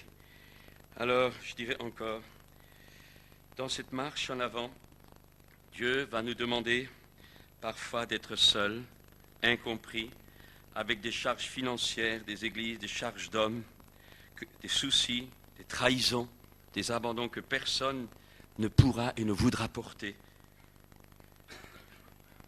En un mot, comme le dit le psaume 12, verset 7, la parole de Dieu sera éprouvée 7 fois dans votre vie comme dans la mienne. Ça veut dire quoi? Ça veut dire que simplement que tu seras testé dans les 7 domaines de ta vie. Et comme vous voulez voir les tests, je n'ai pas le temps d'en parler, c'est la vie de Joseph. Il a trop parlé. Premier test, combien de gens qui disent le Seigneur m'a dit, je ne sais pas si c'est comme ça ici à Toulouse, mais alors chez nous on a des gens, ils ont tellement de vision qu'ils disent, mais ce sont des téléviseurs portatifs là. Le Seigneur m'a dit, le Seigneur m'a dit, le Seigneur m'a dit, le Seigneur m'a dit, le Seigneur... Si réellement Dieu t'a parlé, tu te la fermes, parce que réellement les choses de Dieu, ça ne se communique pas comme ça. Et j'ai réalisé que ceux qui en reçoivent réellement de Dieu ont vraiment des difficultés à le partager. Parce que c'est inscrit en eux, au fond d'eux. Ce sont les choses personnelles qui les lient au Seigneur. Il y a des choses que Dieu m'a dit il y a 25 ans que je n'ai jamais dit et que maintenant je partage parce que je me sens seulement libre maintenant de les dire. Parce que quand tu parles trop, tu dépenses trop tôt. Et quand tu as dépensé trop tôt, la parole que tu as reçue qui était chargée de te nourrir ne prend pas racine. Et tu vas avoir des ennuis. Joseph, il aurait mieux fait se taire, il n'aurait pas eu de problème, mais il a parlé. Tellement de gens qui disent, moi j'ai le ministère ceci, moi j'ai le ministère ça, le Seigneur m'a donné ça, le Seigneur... Mais arrête de parler, prouve-le! Par l'humilité, par la disponibilité. Oh, vous savez, ce qui compte, c'est pas ce que vous dites, ce qui compte, c'est pas ce que Dieu vous a prophétisé ou ce qu'un homme vous a prophétisé. Ce qui compte, c'est ce que vous avez derrière vous. Votre autorité, c'est pas le plan que Dieu a pour votre vie, votre autorité dans ce monde, c'est ce que vous avez fait, pas ce que vous allez faire. Alors qu'est-ce que tu as derrière? Des divisions, des problèmes? Ou est-ce que tu as derrière toi la sécurité? Est-ce que tu as derrière toi la preuve de ton témoignage, la preuve de ton foyer qui tient, la preuve de ta famille, la preuve de ton engagement dans l'église, la preuve de ta stabilité, la preuve de ta personne? Qu'est-ce qui est derrière toi? Ce qui est derrière toi prouve ton appel. Ce n'est pas ce qui est devant toi. Il faut qu'on change les choses de nouveau. Maintenant, tout le monde court après les prophéties. Moi, je refuse maintenant de donner des prophéties aux gens personnels. Pas arriver de prier, je sais que Dieu me parle, je refuse. Les gens ne pensent qu'à ça. Prophétie après cause des divisions, des problèmes, à ne plus en finir. Il y en a assez. Prouve-le par ta vie et non pas par tes paroles. Mes amis, c'est ça la formation. C'est ça l'équipement au ministère. Il y en a assez de voir tous ces problèmes-là. C'est incroyable. Il y a des gens, ils ont tellement de vocation qu'ils vous collent un complexe. Mais c'est vrai, moi. Mes amis, c'est important. C'est important. J'ai vu des gens à 25 ans être reconnus prophétiquement comme un ministère apostolique. Qu'est-ce que vous avez derrière vous? C'est ça votre autorité. Mes amis, c'est extrêmement... Dieu se permettre. Alors j'ai écouté, il a trop parlé, ses frères eurent la haine pour lui. Vous aurez de l'opposition, des gens sur qui vous compterez, vous aurez des Judas dans votre propre environnement. Joseph, à un moment donné, s'est perdu, il ne savait plus où il en était. Il a été jeté dans la fosse seul, mais là, dans la solitude, car vous serez seul. Dans la solitude, Dieu était avec lui, parce que le puits était sec. Dieu contrôle les solitudes de nos vies. Il a été vendu, calomnié, critiqué. Il a été testé spirituellement, moralement, sexuellement, physiquement, financièrement, sur la persévérance, testé dans son humilité jusqu'au bout. Et à l'heure de Dieu, il a été élevé. Il y a un temps de Dieu pour vous, il y a un temps de Dieu pour moi. Il y a des saisons de Dieu dans votre vie. Quand c'est l'hiver dans votre vie de formation, ce n'est pas l'été. Quand c'est le printemps, ce n'est pas l'automne. Et nous devons apprendre à distinguer les saisons de Dieu et les temps de croissance et de formation pour notre équipement. Alors je dirais encore pour terminer, Dieu va se permettre de nous demander de l'argent que nous avons. Dieu va se permettre de nous demander les biens que nous avons. Et j'insiste énormément sur l'argent. Vous savez pourquoi? Pas parce qu'on va faire une collecte, je ne pense pas. Non. Parce que c'est la façon dont vous gérez votre argent qui montre la réalité de votre relation avec Dieu. Le reste, c'est du pipeau. C'est l'argent, c'est le nerf de la guerre. Si vous êtes lié par l'argent, vous êtes un idolâtre, et les idolâtres ne peuvent pas entrer dans le royaume de Dieu. Vous savez, on pointe du doigt les gens qui tombent sexuellement. On pointe les serviteurs de Dieu. On pointe sur des trucs comme ça. Mais le nombre de chrétiens liés par l'argent, là on n'en parle pas. Mais c'est la majorité dans nos églises. Ils ont peur, je le disais hier soir, la moitié des gens ne donnent pas les dîmes dans les églises. Ahurissant, mais c'est comme ça. Et on veut servir Dieu. Mais c'est la première chose qu'il a fallu que j'apprenne dans ma vie. Mon salaire, le salaire de ma femme au début de notre vie, c'était pour l'œuvre de Dieu. Nous gardions que ce qui nous était nécessaire pour vivre et on faisait attention à la dépense. Et tout le reste, 80%, c'était pour l'œuvre de Dieu. Et je remercie le Seigneur d'avoir lu les biographies de Muller et tant d'autres qui m'ont appris à me jeter à l'eau dès le départ. Je ne tiendrai pas le coup aujourd'hui. Alors, où en êtes-vous ce soir? Où en êtes-vous ce soir? Si je vous disais qu'en tant que mission, nos besoins sont énormes, mais parce qu'on a appris qu'il faut aussi bénir les autres. Nous soutenons, participons. J'ai visité les orphelins. Ils existent 4500 orphelins en Inde, je les ai visités. Vous êtes dans l'extérieur de la mission. Pourquoi? Parce qu'on a appris ça. Pas toujours penser à nous, aussi aux autres. Parce que Dieu bénit ceux qui bénissent. Je m'arrête là. Il y aurait beaucoup de choses à dire, mais j'aimerais dire ceci en lisant. Simplement, à la multitude, Jésus dit, venez à moi, vous qui êtes fatigués et chargés, venez vous faire dorloter, guérir, bénir. Et c'est vrai, nous prêchons l'amour de Jésus, nous guérissons les malades, nous chassons les démons, nous purifions les lépreux, nous ressuscitons les morts, c'est vrai. Mais aux disciples, à la foule, à nos réunions d'évangélisation, nous prêchons ça. Mais aux disciples, nous prêchons un autre langage. À la foule, Jésus dit, venez et vivez. Aux disciples, il dit, suivez-moi et mourrez. Il y a un tout autre langage.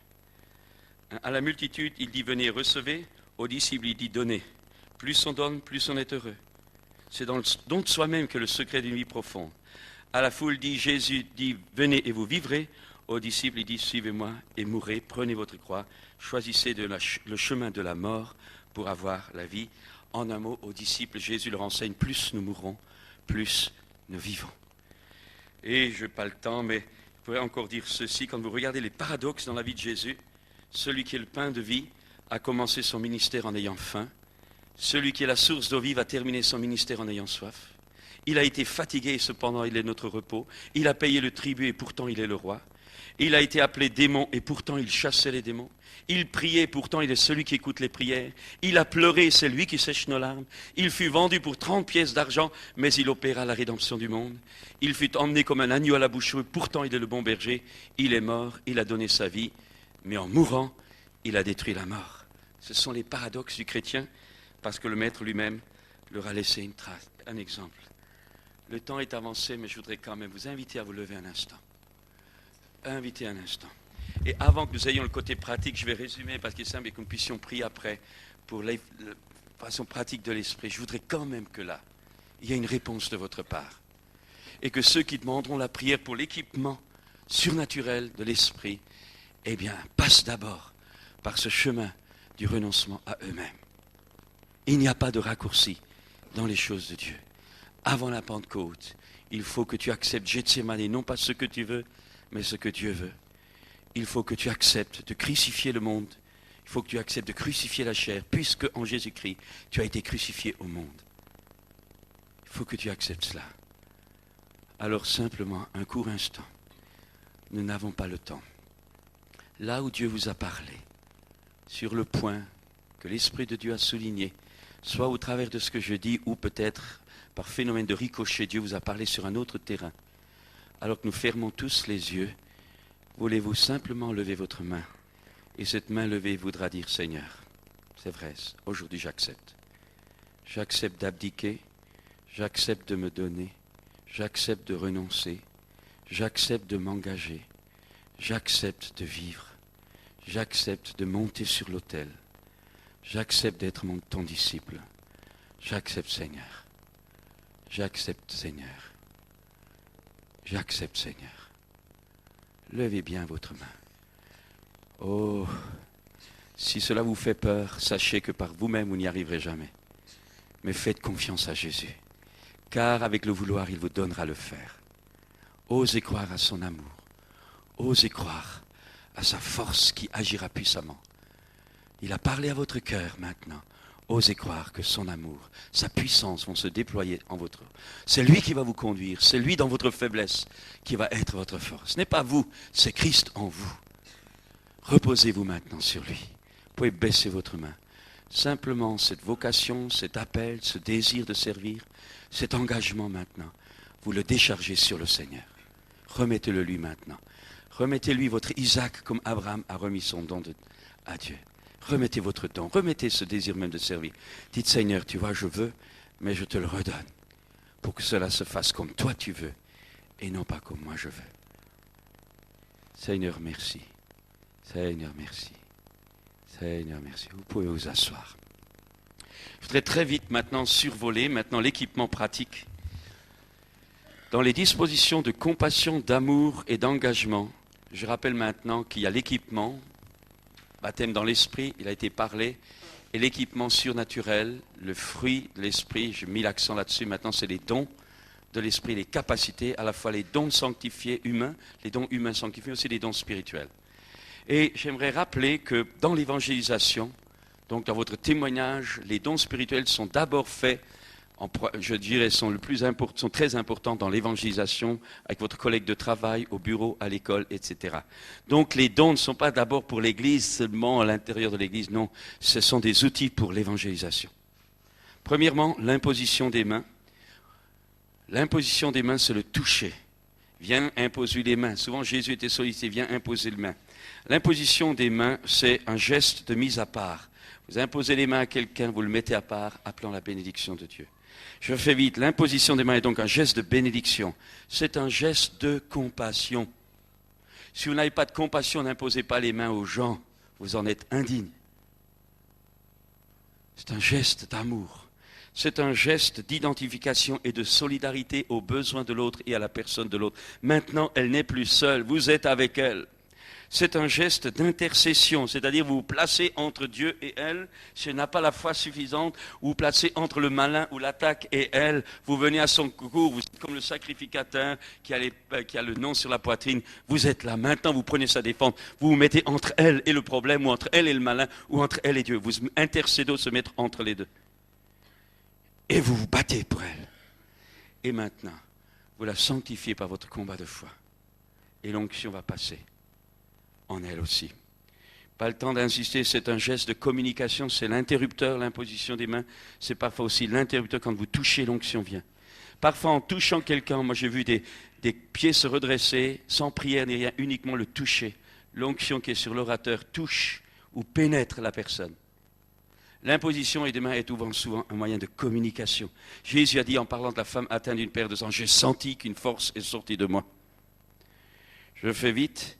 C'est à la fois un geste de communication de l'onction individuelle, mais c'est aussi parfois une communication communautaire quand l'onction se propage des uns des autres dans une même réunion. On voit l'onction de Dieu se déplacer. On voit des catégories d'onction différentes. D'abord mal de ceci, puis mal de cela, puis mal de ceci, puis mal de cela. On voit la diversité des onctions de guérison passer dans un auditoire, ou la diversité des onctions prophétiques se manifester. Le toucher, c'est également toucher le linge, le vêtement. La femme qui touche le vêtement de Jésus, je n'ai pas le temps de donner des témoignages, mais on ne le fait pas comme une relique. Ce n'est pas de la superstition, c'est dans la foi conduite par l'Esprit que ces choses se font. C'est extrêmement important. Il y a également, Jésus dira, croyez-vous que je puisse faire cela? Si tu crois, a dit Jésus, tu verras la gloire de Dieu. Pour croire, nous devons savoir que Dieu le veut. Nous devons, au travers de la Bible, voir avec les yeux de la foi les réalités invisibles du Christ. Il nous a dit de Moïse qu'il marchait comme voyant l'invisible. La foi, c'est voir les réalités invisibles de Dieu, même alors que les réalités visibles de nos sens physiques nous disent l'inverse. Et cela, dans la communion, je précise bien quand même, et ça dans la communion du Saint-Esprit, parce que sinon c'est de l'imagination, sans fond, sans arrière réel. Croire, c'est voir dans l'esprit et proclamer avec notre bouche ce que je crois du cœur. Si tu crois dans ton cœur et que tu confesses de ta bouche, les paroles prononcées créent. Moïse marchait comme voyant l'invisible, c'est être sensible aux indications du Saint-Esprit à notre être intérieur et agir en conséquence. C'est laisser Dieu être Dieu, donc être ouvert à toute la diversité des opérations que Dieu nous donne par l'Esprit de Dieu. C'est voir notre maladie sur Jésus. Les yeux physiques qui voient un miracle enclenchent la foi. Les yeux spirituels qui voient enclenchent le miracle. C'est ce que je vous ai dit hier soir avec Élie et Élisée. Je vous ai rappelé également hier soir, le toucher, c'est également parfois avec un geste. Pourquoi les gestes sont importants? Parfois on dit, mais ce n'est pas la peine de faire un geste, je peux rester bloqué simplement comme ça, tranquille. Mais il y a les gestes qui sont les prolongements physiques du geste spirituel derrière. Mon être intérieur se prolonge par le geste physique du corps. Vous avez beaucoup d'exemples dans la Bible, Moïse qui lève les mains, Josué qui lève son javelot, etc. Toutes sortes de gestes qui ont des répercussions dans le monde spirituel. Parce qu'avec certains gestes, vous touchez le trône de Dieu. Et Moïse, là, en levant les mains pendant que Josué combattait dans la vallée, touchait le trône de Dieu et en bas, le miracle se produisait. Il y a des gestes, si tu ne les fais pas dans l'esprit, il n'y aura pas de miracle. Il faut que tu apprennes que Jésus s'est incarné dans un corps et que la marche avec Dieu se fait également avec ton corps, soumis à l'influence de ton esprit. Ce n'est pas seulement ton esprit qui sert Dieu, mais tu as été sanctifié esprit, âme et corps. Et c'est tout ton être qui entre dans le combat spirituel. Et les gestes du corps sont également une expression de ce combat spirituel. Je ne peux pas insister, je n'ai pas le temps. Dis un mot et mon serviteur sera guéri. Pierre qui dit à Jésus, dis un mot, dis, et Jésus dit, viens. Eh bien, la parole est importante. Il y a ce qu'on appelle le mot prophétique, du réma. Dieu qui donne un mot, que vous prononcez, ce mot crée. Ça veut dire Dieu envoie sa parole et guérit à ce moment-là. Dieu envoie sa parole et le miracle s'accomplit. En un mot, le mot, Jésus a dit, si tu dis à cette montagne, parfois il faut prononcer des mots, il ne faut pas seulement les penser, il ne faut pas seulement les croire, il faut les dire. Parce qu'à ce moment-là, dans le réma de Dieu, votre mot dit devient parole créateur, parole créatrice. Extrêmement important. Soit une parole de connaissance, de guérison, soit pour autre chose. Soit Dieu vous donne une image mentale. Et alors vous la prononcez. Soit par exemple aussi, dans le toucher, ou leur dire un mot, tout à coup, vous sentez une douleur. Vous êtes en train de travailler avec quelqu'un, un collègue de classe ou quoi, et tout à coup vous sentez une douleur dans vos reins. Si vous avez appris à vous analyser, vous savez qu'à ce moment-là, cet homme-là, ou quelqu'un dans l'auditoire, a des douleurs ici. C'est une parole de connaissance au travers de la douleur physique. Et à ce moment-là, vous le dites. Et la parole et la personne qui ose le croire parce qu'elle se reconnaît à ce moment-là, dit, il y a une personne ici qui a douleur, qui a mal ici. Ou parfois vous dites à un copain ou un collègue de travail, tu n'as pas mal ici. Il dit oui, alors là, dites maintenant Jésus va te guérir. Au nom de Jésus soit guéri. Vous prononcez la parole de guérison parce que la révélation vous communique non seulement la foi mais l'onction pour créer au travers de la parole. C'est important. Recevoir une pensée de guérison pour quelqu'un dans l'auditoire ou à la radio. Pour raconter le nombre de miracles qu'on a à la radio. Par la prière sur la radio, des courants de guérison successifs dans l'auditoire. Là, en Inde, j'ai vécu des trucs incroyables. Dire un mot, c'est également parler à un organe dans l'onction du Saint-Esprit.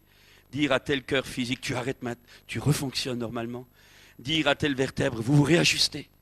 Dire à tel omoplate, tu te redresses au nom de Jésus. C'est dire et parler comme Jésus a parlé au figuier. C'est parler à la matière, c'est parler au vent, c'est parler à l'eau. Et la nature obéit. Je pourrais vous donner des témoignages.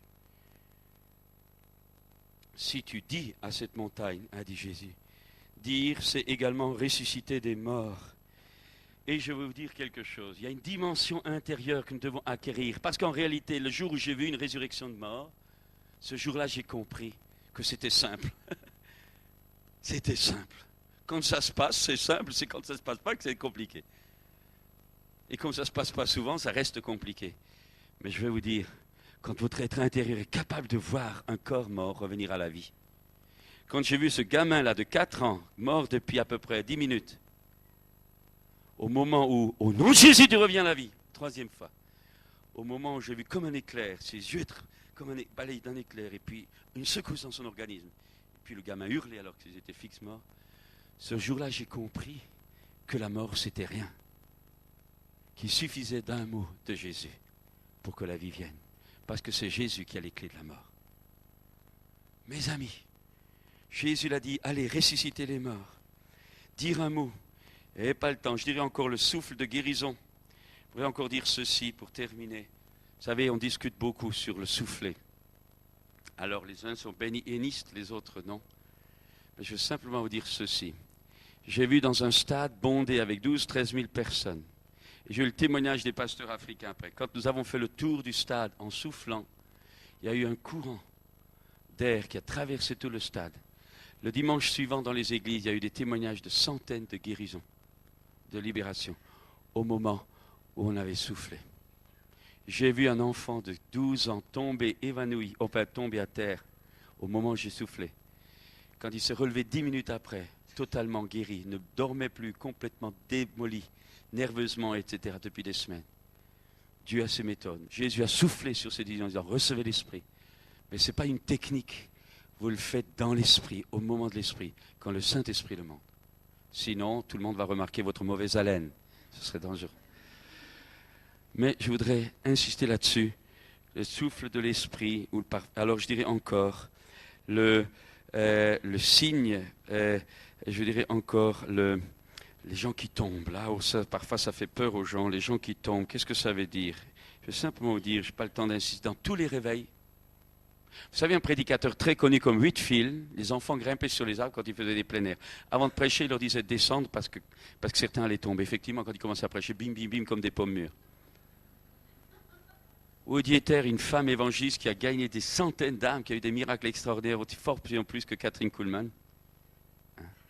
Un jour, elle est restée pendant, je crois, 13 heures, en pleine estrade, paralysée, comme ça. 12 000 personnes ont visité, étaient restées debout. Puis quand elle est revenue à elle a continué à prêcher, elle ne savait pas ce qui s'était passé. Pourquoi ça? Il y a des fois, il y a des signes étonnants qui se font. Parfois des anges qui se manifestent, vous restez comme par Daniel a été comme manquant de faiblesse. Des choses étonnantes parce que le surnaturel vient. Et le surnaturel a des conséquences diverses. Ça dépend de nos organismes, ça dépend de notre psychisme, ça dépend également de ce qu'il rencontre chez nous, soit d'ouverture, soit au contraire un mauvais esprit, soit au contraire de l'incrédulité. Et il y a des gens qui peuvent tomber parce qu'ils se laissent tomber. Tout ce qu'ils récoltent, c'est une douleur. C'est bien fait pour eux parce qu'on ne triche pas. Donc ça arrive. Il y a des gens qui pensent que s'ils ne tombent pas, ils ne seront pas guéris. C'est encore de la fumisterie. Mais il y a ceux qui tombent parce que le surnaturel rencontre leur naturel. Et là, tout à coup, ils perdent. Et parfois, il y a des anesthésies locales faites par l'Esprit de Dieu. Parfois, il y a des réactions.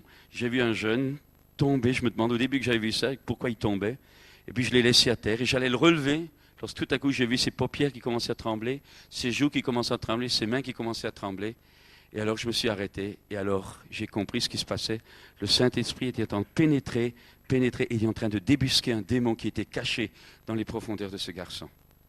Je donne souvent ce témoignage de ce jeune batteur d'une église où j'avais passé, où je dis je vais prier pour les gens qui ont des problèmes de dos, et il avait des problèmes de dos. Il se met au milieu, je dis tends tes mains. Au moment où je prie pour lui, il voit qu'il tombe à terre. Ce n'était pas prévu au programme. Mais au moment qu'il est à terre, voilà que tout à coup il commence à onduler comme un serpent. Ce jeune avait un problème d'homosexualité depuis des années. Et le démon, au moment où la visitation de Dieu est venue dans son colonne vertébrale, le démon a été débusqué. On a chassé le démon de ce jeune, et puis il y avait le gars avec qui il commettait ces choses dans l'auditoire, qui s'est avancé, et lui aussi est tombé sous la puissance de Dieu. Le démon a été chassé, libéré. Il y a toutes sortes de réactions, j'aimerais le dire. Mais il y a une chose qui est sûre, il y a des gens qui tombent, qui se relèvent, qui n'ont rien vécu, qui ne sont pas guéris et qui se demandent pourquoi ils sont tombés. Et il y a des gens qui critiquent en disant, voyez, il est tombé, il n'a pas été guéri. Pourquoi? Parce que vous tombiez, que vous restiez debout, ce qui compte, c'est votre foi, ce n'est pas le fait de tomber. Et si tu tombes 100 fois, tu te relèveras non guéri. Parce que toutes les choses de Dieu ne s'obtiennent pas parce que tu tombes, elles s'obtiennent par ta foi. C'est la marche par la foi.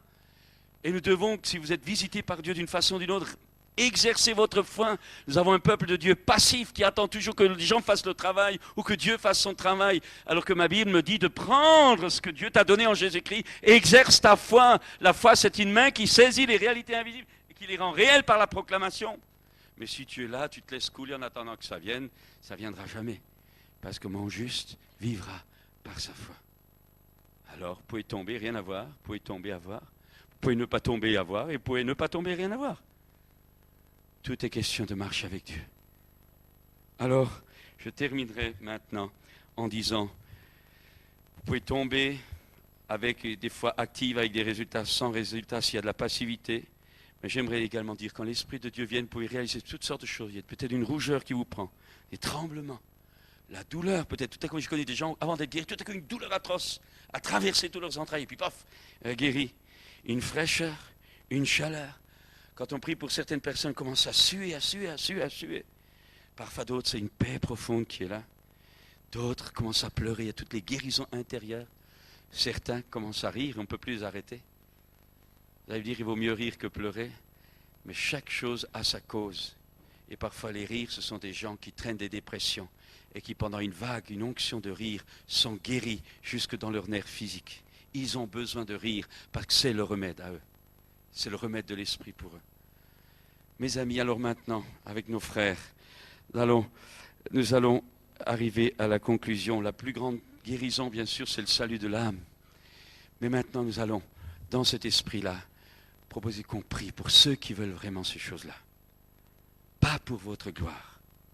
Je rappelle ce que j'ai dit, si vous cherchez votre gloire, vous y laissez votre peau. Mais pour la gloire de Dieu, on est d'accord? Et comme Dieu n'est le débiteur de personne, il vous bénira. Vous savez, nous avons un maître qui n'est jamais le débiteur de quelqu'un, et plus vous le servez, plus il se donne. Vous ne regretterez jamais. Le service de Dieu, c'est quelque chose qui est formidable. Moi, je n'ai jamais de sous en poche, mais je ne sais pas combien de voyages j'ai fait en avion. Incroyable. Et je ne demande pas d'argent à mon église. Je peux vous dire, ça vaut la peine de servir Dieu.